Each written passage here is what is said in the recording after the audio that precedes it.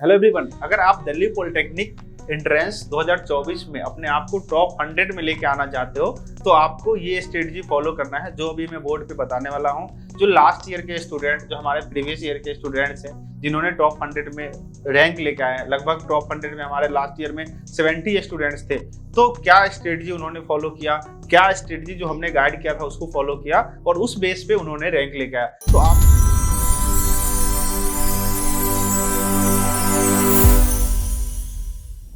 तो आपको भी अगर वो स्ट्रेटजी फॉलो करते हो अगर आप भी इजीली रैंक गेन कर सकते हो टॉप 100। और टॉप 100 लाने का मतलब ये होता है कि आपको जो कॉलेज चाहिए, जो स्ट्रीम चाहिए वो आसानी से आपको मिल जाएगा। ओके, तो आप इस वीडियो को लास्ट तक जरूर देखना।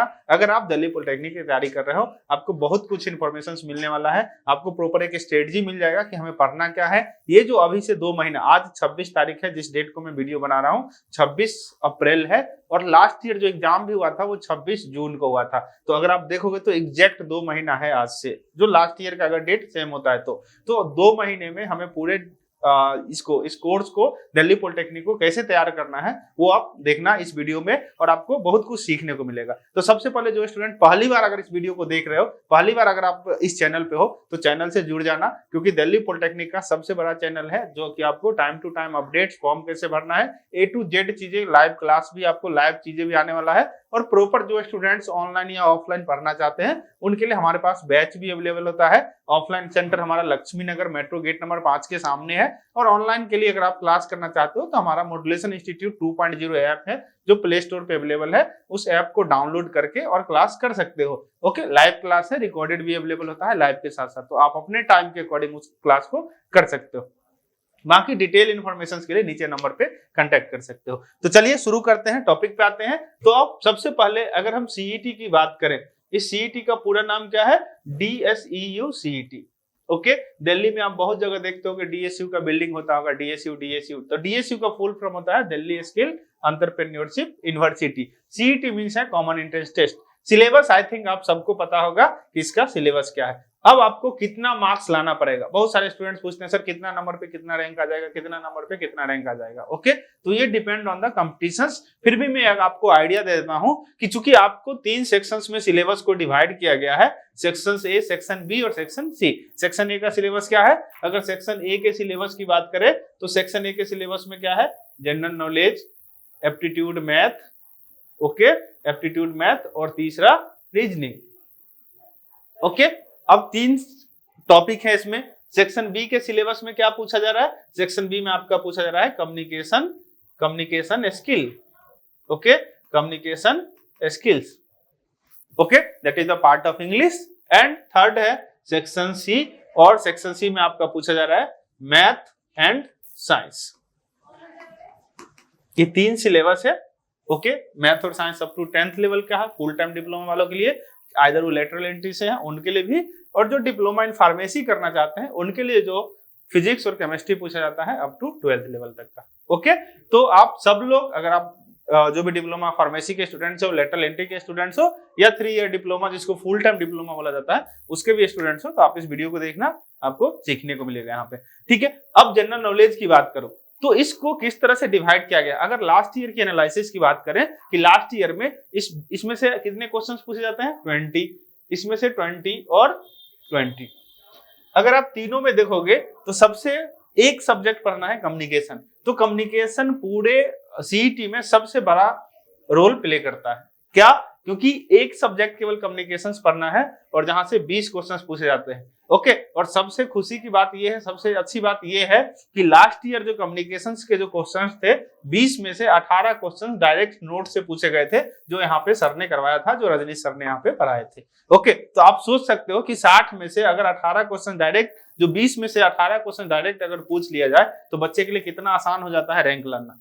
ओके, और लास्ट ईयर हमारे रैंक भी top 1, second, first rank, second rank, third rank, ये सारे हमारे ही बच्चे थे। ओके, तो ये हो गया एक कम्युनिकेशंस का। तो सबसे पहले इंपॉर्टेंट ये है कि अगर आप कम्युनिकेशंस को इस तरह से कवर कर लो कि 20 में से कम 18 क्वेश्चंस तो बनना ही चाहिए, और 18 इजीली बन जाएगा अगर आप प्रॉपर फॉलो करते हो तो। ओके, प्रॉपर सिलेबस को फॉलो करते हो। अब दिक्कत क्या हो रही है कि जो स्टूडेंट्स कम्युनिकेशन कभी पढ़ा नहीं है उनके लिए सिलेबस बिल्कुल अलग है, क्योंकि ये सिलेबस नॉर्मली ग्रामर नहीं है। ग्रामर तो है ही, ये जो मैंने 2 क्वेश्चन इसीलिए फिल्टर किया कि लास्ट ईयर 2 से 3 क्वेश्चंस आपके ग्रामर से पूछ लिए गए थे, 3 से 4 क्वेश्चंस। ओके, तो वहां पे चूंकि हमने ग्रामर भी पढ़ाया था और कम्युनिकेशन भी पढ़ाया था, तो आपको जो ग्रामर में पूछा जाता है तो आपको ग्रामर भी कवर करना है, लेकिन मैक्सिमम जो पोर्शन था, मेजर पोर्शन था, वो कम्युनिकेशंस का था। तो इसलिए आपको कम्युनिकेशंस को अच्छे से तैयार करना है, जो कि आपने कभी नहीं पढ़ा है, तो आपको एक प्रॉपर स्टडी करना पड़ेगा कम्युनिकेशंस का। जो स्टूडेंट कम्युनिकेशन को स्किप कर दोगे तो आप मुझे नहीं लगता है कि रैंक लेके आ पाओगे, क्योंकि आप देखो उसके बाद क्या सिलेबस है। सेक्शन ए की सिलेबस की बात करें तो जीके के लगभग 5 क्वेश्चंस पूछे गए थे, एप्टीट्यूड के 7 से 8 क्वेश्चंस पूछे गए थे और रीजनिंग के 7 से 8 क्वेश्चंस। तो मैं आपको इस तरह से क्वेश्चंस मैं बाइफरगेट कर देता हूं, तो 7, 5, 12 और 8, 20। तो ये 20 क्वेश्चंस यहां से है और इसमें से आपके मैथ और साइंस से 10-10 क्वेश्चंस पूछे गए थे। ओके, तो 10-10 क्वेश्चंस मैथ और साइंस के क्वेश्चंस है। अब आपको क्या करना है, कि सबसे पहले कि हमें जीके में से कितना नंबर लाना। अगर आपको टॉप 100 में रैंक लाना है तो कितना नंबर आना चाहिए, तो आपको मिनिमम आपको टारगेट रखना है कि हमारा 50 से 55 क्वेश्चन सॉल्व होना चाहिए, तभी आप टॉप 100 में आ सकते हो। ओके, 50 to 55 क्वेश्चंस आपका सॉल्व होना ही चाहिए, तभी जाके आप टॉप 100 में आ सकते हो। और 50 to 55 क्वेश्चन सॉल्व कैसे होगा, तो 50 to 55 सॉल्व करने के लिए तो हम क्या करेंगे कि सबसे पहले टारगेट करेंगे कम्युनिकेशन को। ओके, सबसे पहले टारगेट किसको करेंगे, कम्युनिकेशन को। ओके, आई होप कि दिख रहा होगा, क्लियर। तो क्या करेंगे, सबसे पहले टारगेट करेंगे कम्युनिकेशंस को, कि कम्युनिकेशंस में मुझे हर हाल में 18 क्वेश्चंस आना ही चाहिए, 18 क्वेश्चन सॉल्व होना चाहिए। तो यहां से हमारा 18 नंबर आ गया, 18 मार्क्स आ गया। ओके, दूसरा सब्जेक्ट अगर हम बात करें जीके की, सेक्शन ए के जनरल नॉलेज की बात करें, तो जनरल नॉलेज में मैं ये नहीं बोलता हूं कि आपका 5 का 5 क्वेश्चन सेम टू सेम आ जाएगा या सॉल्व कर लोगे, लेकिन हमें ये टारगेट रखना है कि जैसे अगर लास्ट ईयर की बात करूं तो लास्ट ईयर जिसमें से 3 क्वेश्चन थे, 5 में से जो डायरेक्ट क्लास में कराया हुआ क्वेश्चन था। और जीके का सिलेबस आपको भी पता है कि इतना छोटा सिलेबस नहीं है, इतना ब्रॉड सिलेबस है, उसमें से 5 में से 3 क्वेश्चन डायरेक्ट आ जाना वो भी एक छोटी बात नहीं है। मींस टीचर को इतना आइडिया है कि क्वेश्चंस कहां से पूछा जा सकता है, तो वो आपको इजीली गाइड कर सकते हैं। ओके, तो जीके में से आपको कोशिश ये करना है कि हमें 3 क्वेश्चन सॉल्व करना है और उसके लिए आपको पढ़ना पड़ेगा। ओवरऑल इस पूरे सिलेबस को आपको 2 महीने आपको युद्ध स्तर पे लग के पढ़ना पड़ेगा, और नॉट ओनली 2 महीना, आपका लाइफ का जो ये 3 साल है ना, अभी ये काफी इंपोर्टेंट है। ये लाइफ आपको क्या बनाने का टाइम है। ओके, लाइफ बनाने का टाइम है और लाइफ बिगाड़ने का टाइम है। ये आपके ऊपर डिपेंड करता है कि आप लाइफ बनाते हो इस 3 साल में या लाइफ बिगाड़ लेते हो अपने आप को। क्योंकि ये चीज अगर आपका लाइफ बिगड़ गया या गलत रास्ते पे चले गए तो फिर आपका लाइफ कभी जिंदगी में नहीं सुधरेगा और फिर आप जिंदगी भर परेशान रहोगे। और अभी अगर थोड़ा सुधर गए तो आपका जिंदगी भर आसान रहेगा, जिंदगी आपका मतलब आसानी से कटेगा, मुश्किल नहीं होगा कभी जिंदगी में। तो इस बात को आपको ध्यान रखना है, ये 3 साल काफी इंपोर्टेंट है। जीके के अलावा अब आते हैं हम एप्टीट्यूड पे। अगर एप्टीट्यूड की बात करें 7 क्वेश्चन है और एप्टीट्यूड इतना टफ चीजें नहीं होता है, फिर भी मैं मिनिमम लेके चलता हूं एप्टीट्यूड में कि 7 क्वेश्चंस में से 4 क्वेश्चन सॉल्व होगा, 3 नहीं भी होगा, 4 क्वेश्चन हमें सॉल्व करना है एप्टीट्यूड में से। ओके, रीजनिंग का मैं आपको गारंटी देता हूं कि रीजनिंग में आपको जितना पढ़ा के भेजूंगा आपको 7 में से 7 क्वेश्चन सॉल्व होना ही होना है। रीजनिंग में मैं इतना पढ़ा के भेजूंगा कि आपको कोई भी क्वेश्चन रीजनिंग से नहीं छूटेगा। ओके, और आपको सॉल्व करना ही करना है। तो ये आपको 7 क्वेश्चन है। अब आती है बात मैथ की। तो मैथ से तो बहुत बच्चे भागते हैं, बहुत सारे ऐसे बच्चे हैं जो मैथ से देखता हूँ भागते हैं, खासकर दिल्ली वाले बच्चे, उनको लगता है कि पता नहीं मैथ क्या आ गया। ओके, और बहुत सारे बच्चे मैथ के चक्कर में, तो मैथ आपकी जिंदगी में कभी पीछा नहीं छोड़ेगा, जिंदगी में हर एक चीज मैथ ही है, मैथ और साइंस। तो इसलिए मैथ से भागना नहीं है। अगर कोई चीजें नहीं आता है तो हमें मेहनत करेंगे ऑटोमेटिक। कोई ऐसा तो है नहीं कि कोई तोप चीजें हैं, किसी ने रिसर्च करके किसी ने फार्मूला बनाया है और आपको वो फार्मूला याद नहीं हो रहा, तो आप सोचो कि जिसने बनाया होगा उसका दिमाग कितना तेज होगा। ऐसा नहीं, आपने दिमाग यूटिलाइज ही नहीं करो, आप दिमाग लगा ही नहीं रहे उस चीजें पे। तो आपको क्या करना है, मैथ में से, अब चूंकि एग्जाम क्वालिफाई करना है, कंपटीशन है, तो मेहनत तो करना पड़ेगा। तो मैथ में अगर 10 क्वेश्चंस है तो मैं मिनिमम लेके चलता हूं कि हो सकता है कि 2 क्वेश्चंस नहीं बने। अब रैंक टॉप 100 लाना है तो ऐसा तो नहीं कि 5 क्वेश्चन सॉल्व करके टॉप 100 लेके आओगे। तो आपको मैथ में से कोशिश ये करना है कि 8 क्वेश्चंस, और साइंस से भी 8 क्वेश्चंस, क्योंकि साइंस और भी आसान है। तो साइंस में से आपको कम से कम 9 क्वेश्चंस बनना चाहिए, क्योंकि ज्यादातर चीजें आपका वन लाइनर होता है, थ्योरेटिकल होता है, फार्मूला न्यूमेरिकल तो पूछा नहीं जाता है। या जो भी होगा तो बहुत यूनिट्स होगा, नहीं तो डेटाबेस होगा। ओके, तो आपको ये क्वेश्चन इतने नंबर आपको लाने हैं। अब इतना नंबर अगर आप कैलकुलेट करके देखो तो कितना हो रहा है, 18 3 21 और 4 25, 25 और 7 32, 8 40 और 9 49, मतलब लगभग 40 मार्क्स के आसपास, सॉरी 50 मार्क्स के आसपास आ रहा है। तो अगर आप इतना क्वेश्चन सॉल्व कर लेते हो तो आप इजिली टॉप 100 में आ सकते हो। ओके, और टॉप 100 इवन दो कि टॉप 50 में भी आ सकते हो। तो जो भी स्टूडेंट्स अगर इस स्ट्रेटजी को फॉलो करोगे, और इसके लिए आपको मेहनत करना पड़ेगा। मेरे पास अभी ऑफलाइन ऑनलाइन मिला के लगभग 1000 बच्चे मैं देख रहा हूँ कि 1000 बच्चे पढ़ रहे हैं, मोर देन 1000 ही होंगे, और जो भी है तो उसमें से लगभग बहुत सारे ऐसे बच्चे हैं जो मुझे पता है कि ये टॉप 100 में आएंगे। अब चूंकि अभी नाम नहीं लूंगा, ओके, नहीं तो वो पढ़ना छोड़ देंगे, तो इसलिए मैं नाम किसी का नहीं लेता हूँ, लेकिन मुझे पता चल जाता है और बहुत सारे टीचर्स भी पढ़ाते हैं तो बता देते हैं कि ये सर 100 टॉप 100 में, टॉप 10 में भी आ सकता है। तो वो क्लास में दिख जाता है कि कौन सा बच्चा ला सकता है और उसको कहाँ मेहनत करने की जरूरत है। ओके, तो हम लोग उसको प्रॉपर गाइड भी करते हैं, आइदर वो ऑनलाइन क्लास हो, आइदर वो ऑफलाइन क्लास में हो, किसी भी क्लास में हो। तो आप लोग भी चाहे जहां से पढ़ रहे हो, ओके, हो सकता है कि आप हमारे स्टूडेंट होंगे, हो सकता है कि आप किसी और भी कोचिंग इंस्टीट्यूट में पढ़ रहे हो सकता है आप सेल्फ स्टडी कर रहे हो, तो लेकिन आपको प्रॉपर आप कंपटीशन का एग्जाम दे रहे हो तो आपको कंपटीशन एनालिसिस होना चाहिए कि मार्केट में जो कंपटीशन है, जो हमारे जो और भी जो स्टूडेंट्स है उनका लेवल क्या है। ओके, वो आपको कैसे पता चलेगा, तो ऐसे तो पता चलेगा नहीं। तो आपको उसके लिए क्या करना पड़ेगा कि आप ऐसे प्लेटफॉर्म से जुड़ो, ऐसे प्लेटफॉर्म से जुड़ो जहां पे सारे बच्चे अवेलेबल हो। इवन दो मैं आपको यही सजेस्ट करूंगा कि आप अगर हो सके, अगर आप एफर्ट कर सकते हो या हो सके तो आप लोग, क्योंकि दिक्कत क्या है ना कि आप बाकी सब्जेक्ट फिर भी आप मान लेते हैं कि पढ़ लोगे, ये कम्युनिकेशन स्किल्स आपके लिए डिफिकल्ट हो जाएगा। और ये आपको पता है कि कितना मैटर करता है, वो पूरे रैंक में सबसे ज्यादा वेटेज कम्युनिकेशन स्किल्स का है। ओके, उसके बाद आपका मैथ का है, साइंस का है, रीजनिंग का है, जो आपको स्कोर लेके आएगा आपका, और यही 3-4 सब्जेक्ट है जो रैंक दिला के लाएगा आपको। ओके, तो कोई भी सब्जेक्ट रैंक लाने के लिए तो आपको सारे सब्जेक्ट को टच करना पड़ेगा। रैंक नहीं लाना है, बस एग्जाम में जाके बैठना है। बहुत बच्चे बोलते हैं बस ऐसे ही भर दिया तुक्के के लिए, फिर तो आपको कोई दिक्कत नहीं, फिर तो रिलैक्स रहो, एंजॉय करो। एग्जाम जिस दिन आएगा सेंटर पे जाके बैठ के आ जाना, कुछ भी टिक कर देना, तुक्का लगा देना ABCD में से, क्योंकि ऑनलाइन एग्जाम में सॉल्व भी नहीं करना है।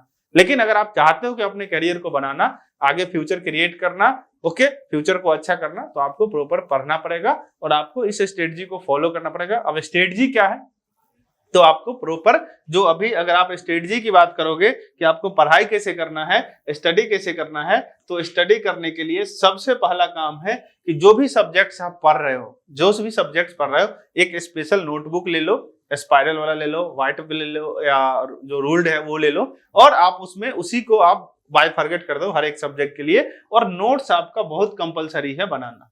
ओके, क्योंकि जब आपका एग्जाम आएगा तो उस टाइम पे रिवाइज करने के लिए आपका अपना नोट्स ही काम आएगा, कोई PDF नहीं काम आने वाला है, कोई वीडियो लेक्चर नहीं काम आने वाला है। ओके, क्योंकि आप एक दिन के अंदर आप 200 घंटे का वीडियो लेक्चर तो पढ़ नहीं सकते हो, क्योंकि आप कितना का स्पीड बढ़ा लोगे। 10 के स्पीड में वीडियो लेक्चर तो देखोगे नहीं, 2 के स्पीड में तो समझ नहीं आता है, 10 के स्पीड में देखोगे तो देख भी लोगे, लेकिन 10 के स्पीड में देखना क्या है, मालूम चलेगा सर डांस कर रहे हैं वीडियो के अंदर, यही होगा। तो आपको क्या करना है, सबसे पहला अपना नोट्स बनाना है, क्योंकि जब आप अपना नोट्स बनाओगे तो आपको पता रहेगा कि हम किस पॉइंट को क्यों लिखा हूं, क्यों लिखे हो आप उस पॉइंट को, और किसका मतलब क्या है, क्या इंपोर्टेंट है, उसको आप टिक कर सकते हो। ओके, नोट्स कंपलसरी है। दूसरा, हमें प्रैक्टिस मोर देन करना है।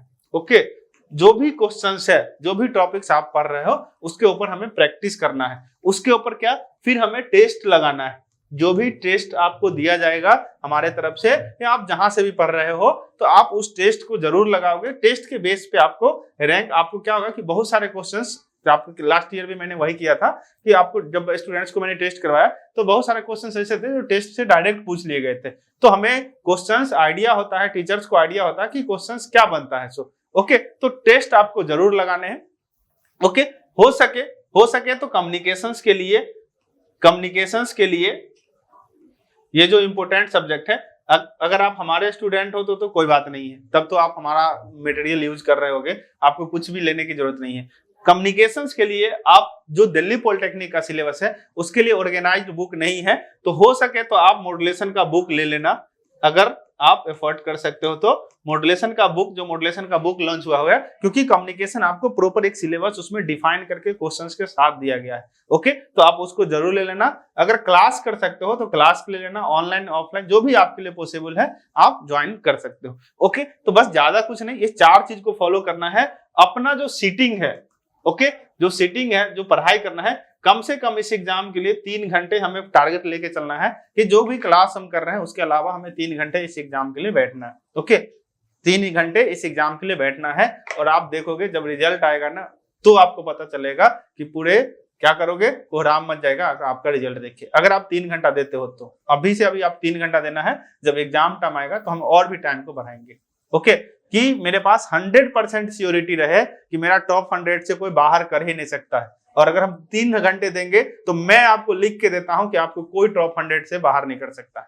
ओके, तो अगर आपको टॉप 100 में आना है तो अपने आप को इसके लिए तैयार कर लो, अपने आप को प्रिपेयर कर लो, अपना माइंडसेट बना लो कि मुझे इस बार टॉप 100 में आना ही आना है। ओके, और मैं अगर कभी हो सके तो आके मिलना, मैं मिलवाऊंगा बच्चे से, जो दिखा सकता हूं कि ये बच्चे जो टॉप 100 में आएंगे, और मैं पहले लिख के दे दूंगा कि देख लेना ये हमारे क्लास के बच्चे हैं जो टॉप 100 में आएंगे। बहुत सारे बच्चे ऑनलाइन में देखता हूं इतने अच्छे रिस्पॉन्ड करते हैं, इंस्टेंट क्वेश्चंस जो टॉप क्वेश्चन देता हूं और इतने इंस्टेंट सॉल्व करते हैं, मुझे पता है वो लोग रैंक लेके आएंगे क्योंकि वो मेहनत कर रहे हैं, जो भी टास्क दिया जा रहा है वो कंप्लीट करते हैं। तो अगर आप भी चाहते हो कि इस तरह से कंप्लीट करना, अपने आप को लेके आना, तो ये 200, 2000, 3000 रुपए कोई बड़ी बात नहीं है। अगर कैरियर अगर आपका 2000, 3000 खर्च करके अगर इजिली सेटल हो जा रहा है तो आपको, मुझे नहीं लगता है कि वहां घबराना चाहिए। हम 500 रुपए का बर्गर जाके खा लेते हैं, पिज्जा खा लेते हैं बिना सोचे हुए, और जब कैरियर की बात आती है तो वहां पे हम पैसा को लेके सोचते हैं। तो एक ऐसा चीज है, लोग बोलते हैं पुराने लोग कि लोग पढ़ाई के लिए जमीन तक बेच लेते हैं।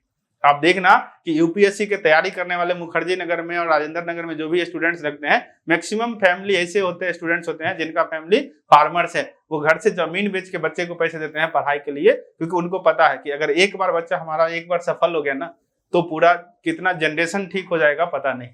और कभी देखो अभी रिजल्ट आया है तो सेलिब्रेशन देखे ही होंगे। तो इसलिए आप भी इतना अच्छा रिजल्ट लाओ कि आपके फैमिली, आप समझ लो कि अगर आपको रिजल्ट आता है तो आपके फैमिली के लिए कितने प्राउड मोमेंट की बात होगी। ओके, और आपके साथ आपका तो होगा ही, और आपके फैमिली वाले को, आपके रिलेटिव जलेंगे, इस बात के लिए तैयार रहो। ठीक है, तो आई थिंक समझ में आ गया होगा कि क्या करना है।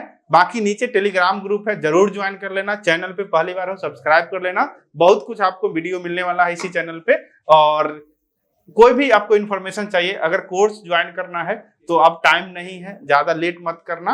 अभी last batch he I think launch होगा जिसमें कंप्लीट सिलेबस प्रॉपर पढ़ाया जाएगा।